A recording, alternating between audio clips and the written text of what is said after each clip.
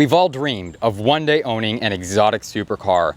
To zoom around with seemingly infinite power beneath your right foot in an open stretch of road ahead is an experience you'll never forget.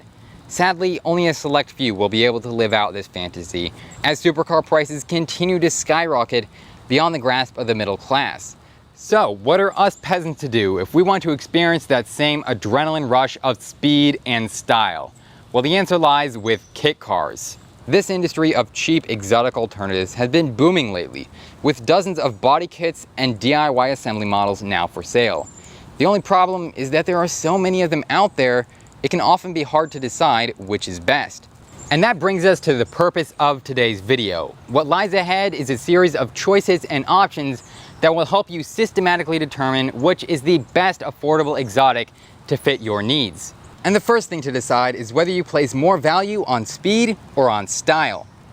Do you want a car that actually goes fast and comes with an engaging driver experience, or would you settle for one that merely looks fast but draws everyone's attention out on the road?